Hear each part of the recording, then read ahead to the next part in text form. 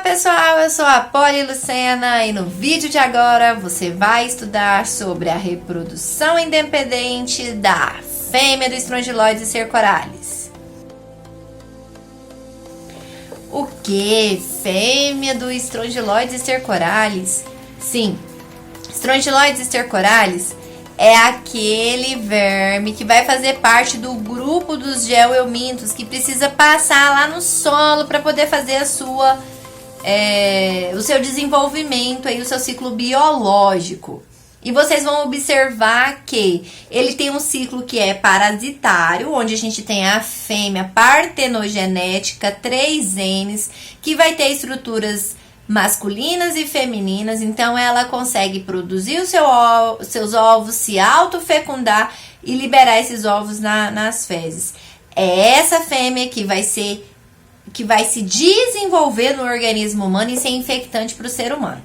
E ele tem um ciclo não parasitário, que é o ciclo de vida livre, que vai acontecer lá no solo, onde vão se desenvolver macho e fêmea de vida livre, sendo a fêmea 2Ns e o macho apenas N, os quais, quando eles copulam, voltam a produzir a fêmea partenogenética 3Ns. Mas antes de continuar, e aí, você já se inscreveu no canal, deixou seu like, ativou o sininho de notificações? Se você achar que esse vídeo pode ajudar outra pessoa, por favor, compartilha e ajuda o Prof. Me Explica a crescer. É por causa de você que a gente vem aqui fazer os vídeos. O Strongyloides stercoralis é o agente etiológico da estrongiloidíase e ele se aproveita da debilidade do sistema imunológico. Quem tem ou está com o sistema imunológico debilitado e tem casos, por exemplo, de hiperinfecção pelo Strongyloides stercoralis, vai ter possibilidade de desenvolver uma infecção muito mais acentuada, de forma mais grave. No ciclo parasitário, eles são vermes monóicos, ou seja, que possuem órgãos reprodutores femininos e masculinos em uma única forma evolutiva, que é a fêmea partenogenética. E isso para o ciclo parasitológico. E a gente pode dizer também que essa fêmea ela é hermafrodita, porque ela vai realizar o processo de partenogênese, que é o desenvolvimento dos ovos sem a presença aí dos espermatozoides. Trata-se de um ciclo monoxênico, onde eu vou ter apenas a presença do ser humano acontecendo no ciclo. O ciclo parasitário de vida livre do Strongyloides stercoralis vai acontecer da seguinte forma. Lembrando que ele é um verme também pertencente à classe nematoda, ou seja, um verme do tipo cilíndrico. Então, nós temos aqui observando que a larva infectante L3 ou filarioide, ela vai entrar em contato com o hospedeiro humano a partir de penetração ativa de larvas, assim como a gente viu lá para os ancilostomídeos.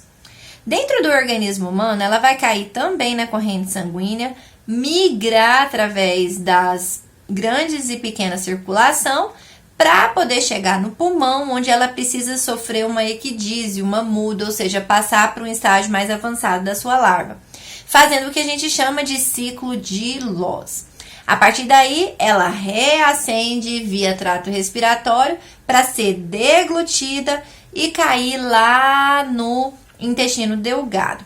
No intestino delgado, a fêmea partenogenética, a qual é infectante para o ser humano, ela vai ali realizar a sua espoliação e promover uma dor característica, que é a dor epigástrica, que a gente confunde muitas vezes, inclusive, com casos de refluxo, gastrite.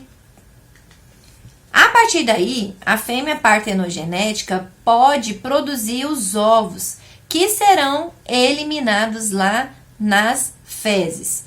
Ou, o que é muito mais comum, esses ovos, no decorrer do trajeto de formação do bolo fecal, eles eclodem e desenvolvem aqui, ó, a larva.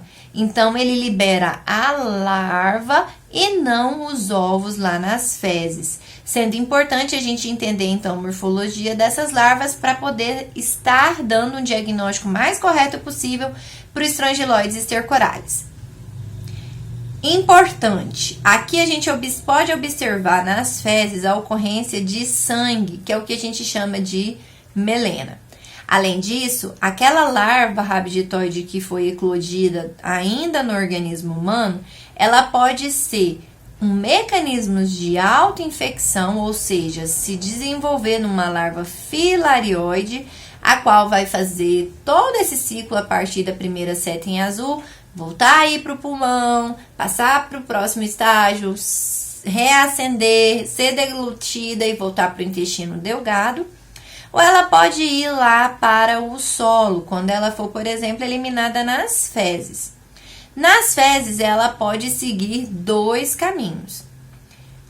Ser uma larva 3N e já desenvolver a larva filarioide, que é infectante para o ser humano, ou fazer o ciclo de vida livre, onde a gente vai originar o macho e a fêmea de vida livre, os quais copulam entre si, produzindo ovos que darão origem a larvas que são de ciclo de vida livre, 2N e 1N, ou de ciclo parasitário, que é a larva do tipo 3N.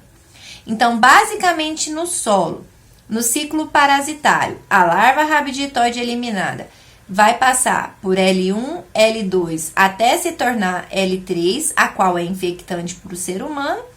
E no ciclo de vida livre, a larva rabiditoide passa por L1, L2, L3, L4, até chegar nos vermes dioicos macho e fêmea, que vão copular e dar origem a ovos que vão originar larvas do ciclo parasitário e não parasitário. Aqui, só para reforçar com vocês a questão de que quando a gente entra em contato com a larva, essa larva passa para o pulmão, depois volta lá para o intestino delgado, adquirindo maturidade sexual, eliminando os ovos. Aqueles ovos têm a parede muito fina, eclodem dentro do intestino, larvas que podem se desenvolver e se tornar filarioide, ou seja, permitindo o processo de autoinfecção. Através disso, então, a gente chega à importância de entender a diferença de uma larva com outra larva. No caso aqui, eu coloquei para vocês dois exemplos de larva. Uma larva, primeiro rabiditoide L1 e L2, de Strongyloides stercoralis, e uma larva rabiditoide dos ancilostomídeos, que a gente precisa estar diferenciando uma da outra. Na porção anterior, nós observamos que o vestíbulo bucal ele vai ser curto. Além disso, uma estrutura muito importante e mais fácil de ser observada para esse parasito é o primórdio genital. Ele vai ser muito nítido, que é o que vai se desenvolver nos órgãos genitais futuramente. E lá no finalzinho, quando a gente observar o aspecto da cauda, a gente observa que ela tem um aspecto do tipo pontiaguda. Enquanto que essa mesma larva rabiditoide, para as espécies dos ancilostomídeos, ela tem um vestíbulo bucal mais longo, que chega a formar o diâmetro do corpo e tem apenas um vestígio de primórdio genital. Ou seja, eu não vejo aquele primórdio genital nítido que eu observo para Strongyloides stercoralis. Outro ponto importante é as larvas rabiditoide e filarioide de Strongyloides stercoralis, elas vão apresentar algumas diferenças importantes que a gente precisa estar diferenciando aqui nesse momento. Então, aqui para vocês eu coloquei de um lado larvas cuja cauda é pontiaguda e eu coloquei para vocês larvas cuja cauda a gente diz que ela é bifurcada, porque ela vai formar esse aspecto aqui de V. Essa é a característica mais fácil para a gente conseguir diferenciar uma larva rabiditoide e filarioide de Strongyloides stercoralis. A larva filarioide do Strongyloides stercoralis vai ter uma cauda bifurcada, que eu chamo ela de entalhada também. O esôfago é longo e vai ocupar quase a metade do corpo. Olha aqui, ó, aonde que ele termina, nessa região. Enquanto que as larvas rabiditoides, elas não têm esse esôfago tão extenso, tão longo, como a gente observou para a filarioide. Então, aqui para mostrar para vocês como que eu diferencio uma da outra. Nesses 3 casos aqui, o que a gente poderia falar que são cada tipo, né? Então, primeiro a gente observa. Cadê o primórdio genital? Se ela é mais fina, menor ou maior, o tamanho também vai ajudar a gente a identificar. Essa aqui, por exemplo, a gente consegue observar o primórdio genital muito nítido nela. Já favorece saber se é rabiditoide ou se é filarioide. Essa daqui, por outro lado, embora esteja muito pequenininho, se você der zoom aí no seu vídeo, você vai observar que ela forma a cauda entalhada. Assim como a larva do lado de cá. Isso tudo permite a gente classificar, considerando aqui também o tamanho, ó, que a filarioide ela é maior do que a rabiditoide também. Então, eu consigo fechar o diagnóstico como sendo larva filarioide strongyloides cercoralis, larva filarioide strongyloides cercoralis e larva rabiditoide strongyloides cercoralis. É só isso? Não, outros 2 pontos são muito importantes de serem diferenciados. Aqui, por exemplo, a gente tem os 3 tipos de verme adulto. A fêmea partenogenética, que vai ser encontrada no interior do ser humano, a fêmea de vida livre e o macho de vida livre. Esses aqui vão acontecer no meio extracorporal, ou seja, lá no solo. Observe que a fêmea tem a cauda levemente recurvada, enquanto o macho é menor e tem a cauda muito curvada anteriormente, com a presença da espícula, que é uma estrutura de reprodução sexual. Além disso, a gente tem lá a presença da larva rabiditoide com primórdio genital, que é muito característico, e também a larva filarioide com a cauda entalhada, que é bem característica dos strongyloides cercoralis. Para finalizar, nós temos aqui uma complicação. Quando a gente observa o ovo dos strongyloides cercoralis, a gente observa que ele tem basicamente a mesma morfologia do que a gente viu para os ancilostomídeos. É uma casca dupla, fina, transparente, com presença de massa germinativa em avançado estágio de desenvolvimento em seu interior. Só que esse ovo rapidamente fica larvado dentro mesmo do corpo humano e ele arrebenta. Então, é muito incomum a gente observar a presença desse ovo nas fezes humanas. Aqui mostrando para vocês que a fêmea partenogenética, ela é maior do que a fêmea e o macho de vida livre, certo? E normalmente ela é também mais fina, mais delgada. Então, ó, a fêmea pode possuir aí mais ou menos 1 a 1,5 milímetro de tamanho. É o menor nematóide de importância médica que acomete os seres humanos. Ela é muito delgada e acaba tendo esse aspecto longo, mas na verdade ela é bem pequenininha mesmo. Muitas vezes o paciente diz que nas suas fezes ele observou as fezes com um monte de pontinhos brancos, indicando a presença aí dessa larva. Aqui mostrando para vocês, ó, comparando o tamanho da larva rabiditoide com aqui a fêmea partenogenética que ele está mostrando, ela é bem maior. E no caso do macho, está sendo mostrado a espícula, que é aquela estrutura de reprodução. Assim como a cauda aqui, bastante curvada ventralmente. E para terminar, a presença de um ovo aqui larvado, com uma casca muito fina, muito provavelmente já querendo arrebentar.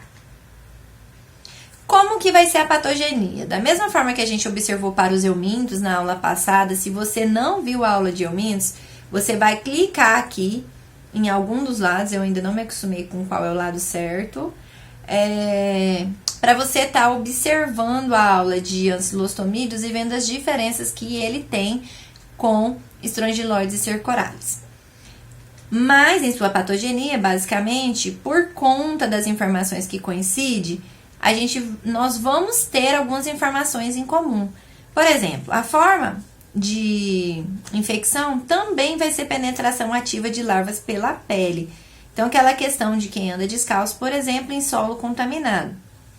Normalmente, né, se a pessoa tem imunocompetência, o sistema imunológico está atuante e funcionante, vai se dar de forma sintomática. Mas quem apresenta sintoma pode apresentar, por exemplo, aí uma dermatite pruriginosa transitória e recorrente. Lá no pulmão, porque aqui também é um parasito que vai fazer o ciclo de Loss, precisa passar pelo pulmão antes de voltar para o intestino delgado, né? Ou seja, a migração de larvas também, nós podemos observar a expectoração com catarro, tosse, febre ou sinais aí semelhantes a uma asma. Se aquilo é mais grave, se assemelha, por exemplo, a uma pneumonia do tipo verminótica, nós temos então a síndrome de Loeffler. E por último, nós temos o sítio de infecção do Strongyloides stercoralis, que é o intestino delgado. Lá no intestino delgado, então, embora a imagem aqui não seja representativa, nós vamos ter a presença de dor epigástrica semelhante à úlcera péptica, principalmente nas porções iniciais ali do intestino delgado, que é o duodeno e o jejum. Em imunocomprometidos, a situação vai ser um pouco mais complicada. Então, nós observamos, no intestino pode acontecer desde sintomas inespecíficos a distúrbios de absorção e de eletrólitos, por questão de ocorrência, por exemplo, de diarreia, alteração de volume, né, com a diarreia intensa, da hidratação. Nas fezes, vão ter presença de sangue com a melena. Essas fezes vão se mostrar escuras, com odor muito forte, fétidas, e o sangue oculto pode estar digerido por conta aí da degradação, então, do sangue. Lá no sistema respiratório, pode acontecer febre, tosse, expectoração, um quadro mais agravado, chegando a ter um colapso pulmonar, sendo comum e observado a ocorrência de alcalose respiratória, e isso, é claro, em casos de imunodepressão, imunossupressão. E esse verme, por conta da hiperinfecção, quando o sistema imunológico não está respondendo da forma que deve, ele pode migrar para os outros órgãos e tecidos. Então, um caso aqui comum é o sistema nervoso central, onde ele vai desenvolver o que a gente chama de meningite asséptica. No diagnóstico, a forma clínica, né, sugestiva de infecção pelo Strongyloides stercoralis é a tríade diarreia, urticária e dor abdominal. A dor abdominal é a dor epigástrica e semelhante a outras infecções a nível da região. A urticária é uma coceira intensa e a diarreia é um volume, um aumento do número de evacuações com uma alteração aí de morfologia, cor, consistência das fezes. No laboratorial, o médico vai solicitar então o exame parasitológico de fezes. Nós podemos fazer o geral, que é o HPJ, mas nós temos uma metodologia aqui específica para as larvas do Strongyloides stercoralis que nós vamos observar no próximo slide. Antes de falar a respeito dessa técnica específica e parasitológica, se a pessoa faz um hemograma no início da infecção, pode acontecer eosinofilia de 80%, que pode ser sugestiva, sim, de estrongiloidíase. Além disso, ela pode recorrer a testes imunológicos, como é o caso do ELISA, do IFE, para fazer o diagnóstico. E no caso de hiperinfecção, também é bacana investigar a presença das larvas em outros líquidos corporais, uma vez que o parasito tende a se disseminar por todo o corpo, principalmente aí para pulmão, fígado, linfonodos, cérebro, causando meningoencefalites, por exemplo, ou pode ter aí também associação com perfurações em casos de enterites, gerando infecções secundárias por bactérias. E além disso, eu posso fazer então exames de imagem, como é o caso do ultrassom, da tomografia computadorizada. A respeito da técnica parasitológica específica para larvas de estrongiloides stercoralis, nós temos uma técnica aqui muito eficiente que a gente chama a técnica do hidrotermotropismo. Consiste basicamente em utilizar a água aquecida para estimular a migração das larvas para aquele local. Aí a gente separa uma alíquota daquela amostra, leva ao microscópio em exame a fresco para poder visualizar as larvas do estrongiloides stercoralis. Então, aqui mostrando para vocês, a gente está usando uma haste para acoplar um funil com um bico aqui de borracha, PVC e uma pinça, né, que vai regular. Então, eu coloco água quente nesse aparato e deixo um outro aparato aqui para receber esse líquido. Então, eu faço uma trouxinha com parte das fezes que foram coletadas. Lembrando que o ideal é essas fezes serem entregues o mais rápido possível ao laboratório, para a gente não perder a movimentação dessas larvas. E quando elas ficam ali, ó, na pontinha da água, né, no contato próximo ali com a água, a questão da temperatura, a água por volta aí de 45 graus, estimula a larva a deixar as fezes e sair e migrar aqui para a água. Então, quando a gente deixa uma alíquota dessa água aqui cai no novo recipiente, a gente pode alicotar uma parte dessa amostra, colocar entre lâmina e lamínula e levar no microscópio no objetivo aí já de 10, no máximo 40, para poder estar visualizando as larvas do estrongiloides stercoralis. Então, pode haver variação dessa metodologia, mas normalmente a gente chama essa técnica de Birman-Morais, e dependendo da forma que eu executo, eu posso chamar também ela de método de Rugai. Então, pessoal, essa foi a nossa aula de estrongiloides stercoralis. Se vocês observarem, é importante eu fazer essa diferenciação com os ancilostomídeos, porque vão haver eventos, por exemplo, quando a pessoa tiver com uma intensa diarreia, ou que ao contrário ela desenvolveu uma constipação intestinal. Essa situação, né, a forma de reagir do nosso corpo vai poder determinar alterações incomuns no exame de fezes, e que é muito importante a gente saber para poder estar identificando da forma mais correta, mais real possível o que está sendo observado nas amostras de fezes. Então, na próxima aula, a gente vai dar continuidade ao estudo dos geoelmintos. Temos ainda aí o Ascaris lumbricoides e o Trichuris trichuris para poder ser estudados. Não perca, não fique de fora. Até lá, tchau, tchau, tchau!